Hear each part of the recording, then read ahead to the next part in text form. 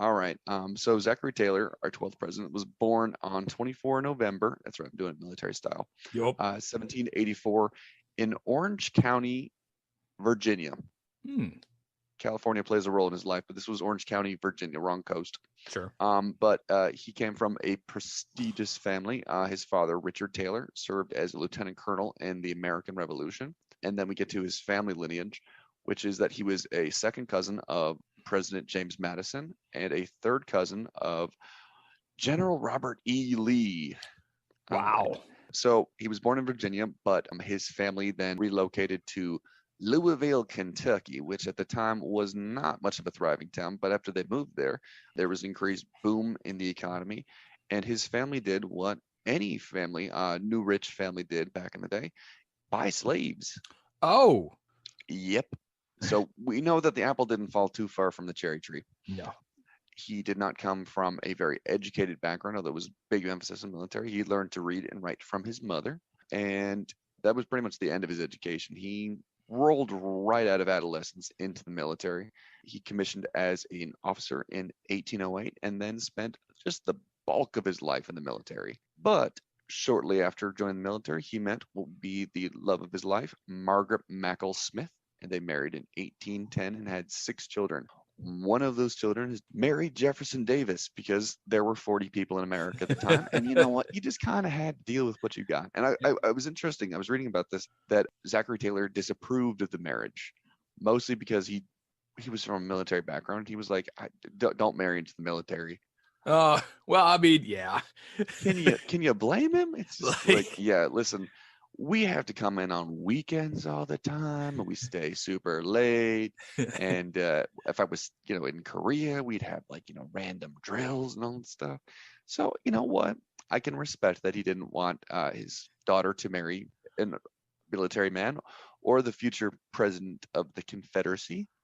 In his 40 years in the military, Oh my he God, that's so long.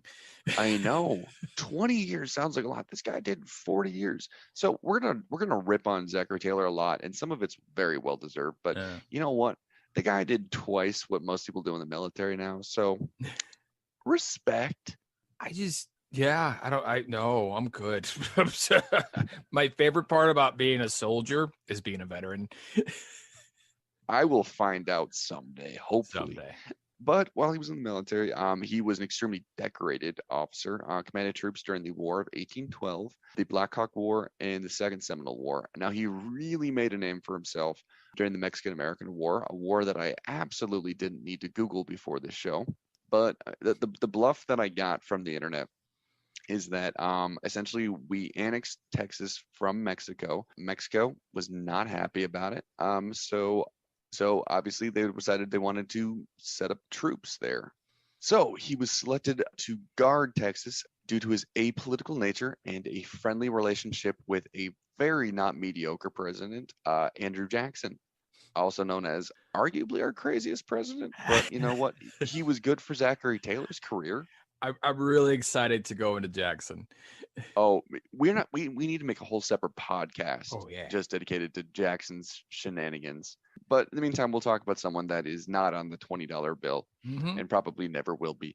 So during the Mexican American War, he stood out amongst the generals, several successful battles, and was promoted to the rank of Major General, which is the highest rank he got to during his 40 years in the military. So back in the day, again, there was no YouTube. It was like America looked to war heroes as their celebrities. Sure. It's not a coincidence that our first president was also, the commanding general of the, American military.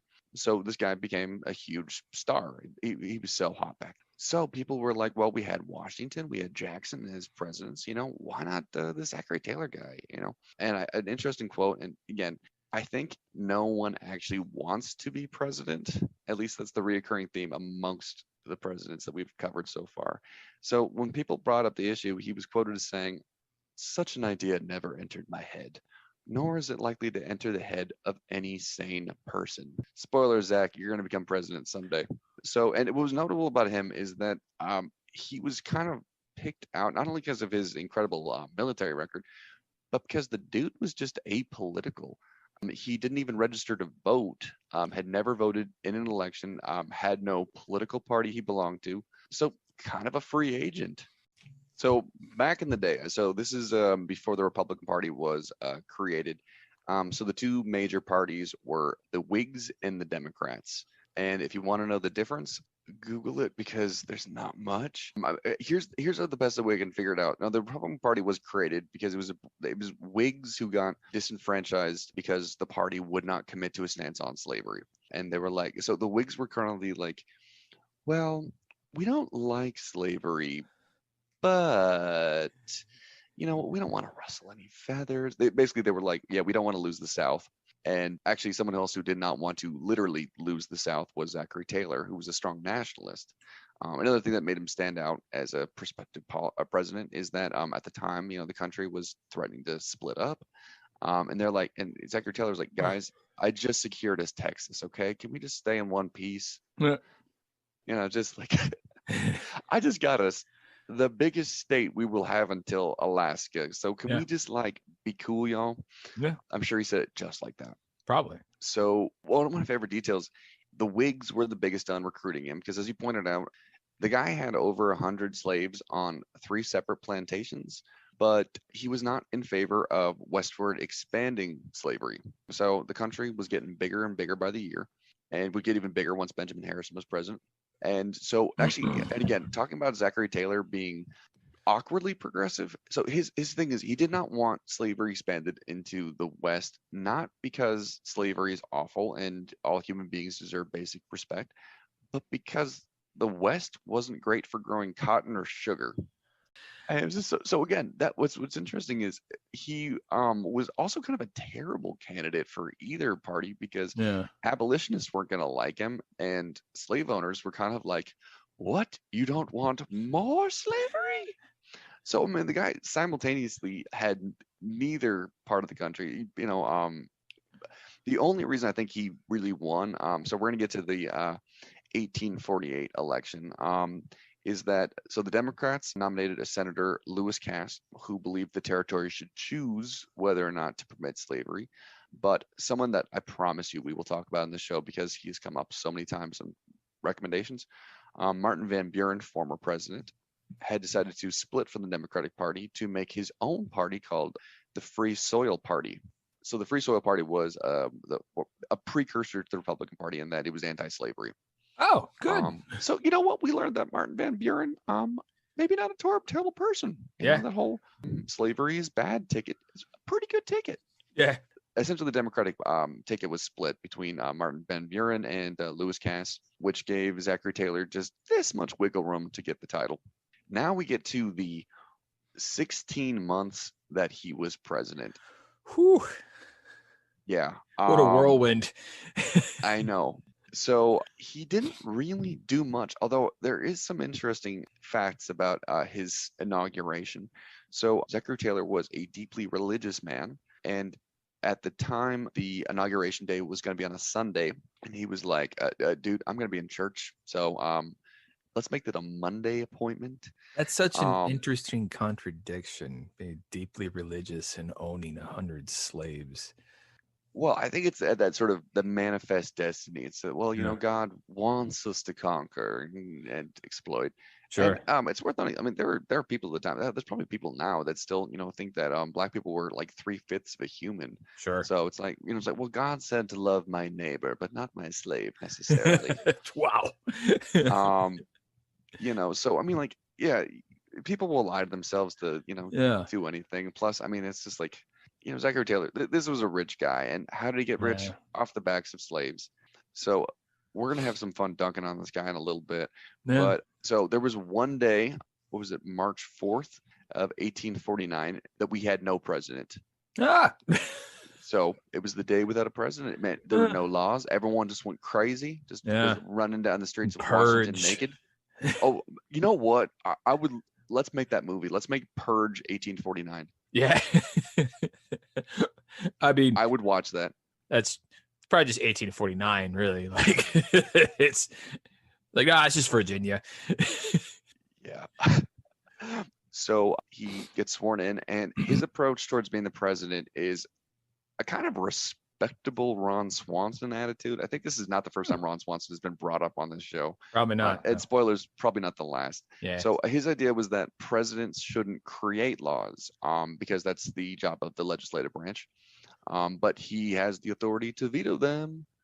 Now, one detail of the 40 Americans that existed, Sure. he was a friend of a really terrific first lady that we had, Dolly Madison, and he was the one at her funeral to eulogize her as the first lady. So Zachary Taylor left his mark in America because he coined the term first lady, which we still use. That's cool. Yeah. And speaking of first ladies, we have talked about some very powerful, strong woman behind the strong man kind of things. With Margaret Taylor, she was not the standard first lady, ironically enough, considering her husband's affinity for first ladies. But her attitude was that she was a recluse. So back when she was a very unhappy military wife, she prayed to God that, it's like, if my husband can come home safely, I will avoid pleasure and excitement and that kind of stuff. Oh, that poor lady. Yeah. And you know what? Maybe God was listening because he survived 40 years of war, but she had no interest in doing publicity. I was reading online that there's barely any photographs of her. So she just hung out on the second floor of the White House and let her daughter do all the hosting duties.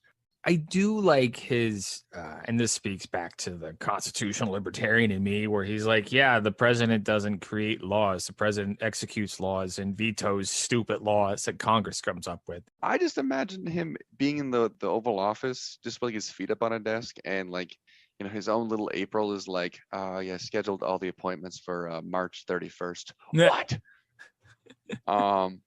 But yeah, if we're not going to dwell too much on his presidency, because at the start of the show we pointed out he has one of the shortest terms as presidents. Yeah, we talked about James Garfield and his whopping 4 months in office, but he had that pretty great excuse of he got shot and was very slowly murdered by his doctors. God. And you know what, William Henry Harrison almost gets away with it in that sense that he's immortalized by The Simpsons because I died in 30 days, whereas Zachary Taylor, he's kind of forgotten because he lived a little bit longer than William Henry Harrison. We'll get to his death now. So picture this, it's 1850 and Washington is trying to raise funds for the Washington Monument, and what better day to do that than the 4th of July. So Zachary Taylor is at a fundraising event to build the Washington Monument in Washington, D.C. There's a lot of inception happening there. And this is an era before all the great food trucks that you can now find on the National Mall in Washington. So he treated himself to some raw cherries. Oh, no. And ice cold milk. There's no FDA at this point. Zachary Taylor, you could have created an FDA and saved your life. Went back to the White House and then immediately started to feel very sick.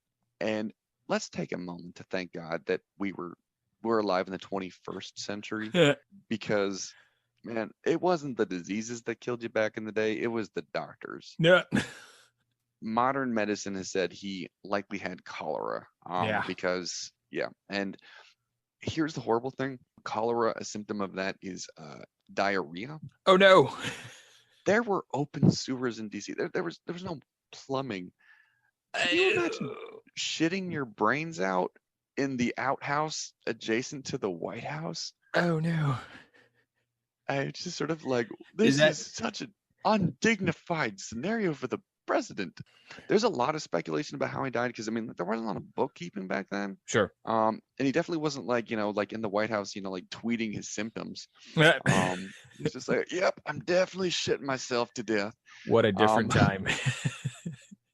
So just that horrible feeling of just, and he kind of knew he was dying, possibly because the doctors were like, you're dying. Right, we'll try feeding you here's some lead. Lead will elevate the bad blood, and then it's like, oh, well, that's not working.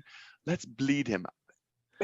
What was it with doctors and bleeding? You have to put the leeches inside your throat, Pete. That's how you get the demons out of the blood. Yeah, I was gonna say, Derwin, I'm so glad to have you as a co-host. For those of you who don't know, Derwin was a combat medic. So, I just imagine the horror you would probably have reading about the way doctors treated people. Yeah, he only lasted for 5 days after his cherry and milk shitstorm, and as evidenced by like the quotes, like this is the day before he died. He said, "I should not be surprised if this were to terminate in my death. I do not expect to encounter what has beset me since my elevation to the presidency." So again, the guy realized it's like, well, I'm in the highest office, and I'm just like just poop everywhere. Oh, Just get me the bedpan because oh. the doctors have made me too weak from bleeding me. Mr. President, we have to take every second toe off your feet. It's like, well, I mean, you're from the Mayo Clinic. You do what you got to do. Well, as I tell my soldiers all the time, if you got a head injury, apply the tourniquet, just high and tight on the neck. So Zachary Taylor died on the 9th of July, 1850, a whole 16 months into his admittedly pretty chill presidency. But, he still maintained that approach of let's keep the country together and let's not make slavery a bigger deal than it's got to be, which Millard Unnecessary Fillmore, evil. yeah, just a controlled evil. Yeah. Oh God. His vice president and then our 13th president, Millard Fillmore, then immediately scrunched up and threw into the wind. Yeah, because a couple of years later, we had the Civil War. Yeah. So, yeah, Millard Fillmore, we may get to him. But my plan is for next season to be the bad presidents, which we really should have saved Warren G. Harding for. But you know what? Like you learn as you Warren, go, Pete. Yeah, exactly. Warren, you made the cutoff. We'll call you mediocre instead of awful. So he was the last president to own slaves while he was a president. Boy, is that a title no one wants. Now, doesn't taste good when you say the words. No, it tastes almost as bad as cherries and ice milk on a hot July day. Oh, it's your first mistake. Yeah. And he was the last elected Whig president. For those of you listening in the 21st century, you may ask yourself, where did the Whig Party go? To the shitter. But we're not quite done with Zachary Taylor yet. There is that whole after death situation, which is that, by the way, conspiracy theories have existed forever, and especially if they involve the president. So shortly after his death, the rumor began circulating that he was poisoned. And this is a rumor that did not really silence until, I was going to say it kind of got quieter because everyone forgot Zachary Taylor was president. But it was present enough up until the year 1991 when they exhumed his body and checked it for traces of poison, because poison will stay in your system forever and ever. Here's the weird detail I read is that they exhumed his body and they found the bare minimum tracings of arsenic. And it was like a bit of a, well, they found arsenic in him, and then it was no. It was so little that it couldn't possibly have been poisoning, because if you're poisoning someone, you're going to put a lot of arsenic. So I was like, was arsenic just like a seasoning back in the day? Well, I mean, what's that called? That's in the walls of the old houses. You mean like asbestos? Asbestos. Yeah. And so back in the day, they were just like, oh, asbestos works for everything, right? And they just mix it in with plaster, and they just be asbestos up everywhere. And no one knew, like, that'll kill you. Like, you'll be slowly poisoned over 2 decades, and everyone gets cancer. And, and I gotta imagine, like, arsenic was like, oh, that'll help with people's, teeth and, keep away the blood demons. For all we know, his doctors prescribed him arsenic when he was dying. I mean, was like, can't be any worse. We could shoot him. We'll just make sure the lead really gets into his bloodstream. Yeah, it's preventative. And, so yeah, we found out Zachary Taylor probably not poisoned, at least not in the traditional sense, which means, unfortunately for his legacy, he is not one of our assassinated presidents. No, which will be a whole season by itself. I mean, we haven't covered any of our assassinated presidents yet. No. James A. Garfield got a little bit of a shout out, and William McKinley was briefly mentioned in our super Ohio centric William Howard Taft episode. Yeah, you know what? I would like to give some credit to myself. This is the first time I brought up the state of Ohio. in our podcast, this episode. So now we get to the very important questions. We start with the most academic. Do you think Zachary Taylor deserves to be remembered more than he currently is? No. Yeah, he maybe like as a great general. I mean, he was at least a great enough general that like it got him the presidency, despite the fact that the guy wasn't even registered to vote. I mean, yeah, like that's nowadays you kind of there's like a whole dog and pony show, and it looks exhausting. Like I don't Yeah, hate myself enough to like try anything like that. the Whigs didn't even tell him he got the nomination.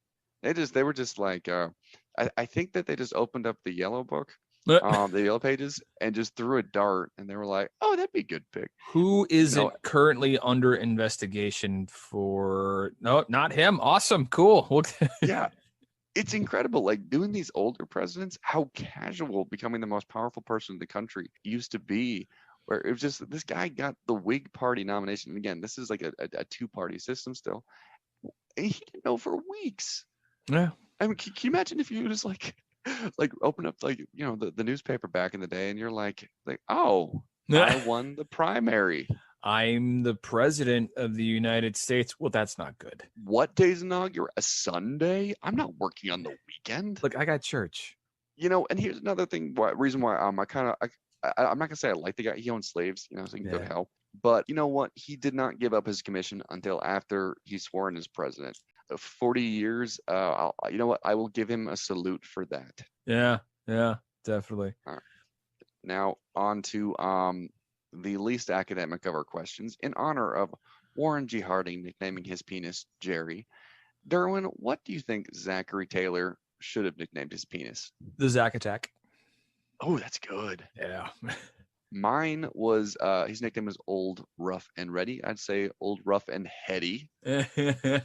Old Rough and Ready, by the way, great nickname already for dirty purposes. Yeah. And the last question we have for this: if there's a zombie apocalypse, would you want Zachary Taylor on your side? Well, clearly, like he was an awesome general. Like he's the guy you want, right? Like you don't want like some bookworm academic lawyer type guy. You want a guy who's like spent 40 years in the military. Hell yeah. Yeah. I mean, maybe don't get too deep in the weeds on like politics or his views on things, but like if there's like zombies, you got to kill some zombies. He's the guy you want. Absolutely. So I'm with you on that. I will take him as my commanding general during the zombie wars. Yeah. Topic of slavery comes up. I'm just gonna oh, is that a zombie over there? Okay, let's focus on the zombies. Okay. Yeah.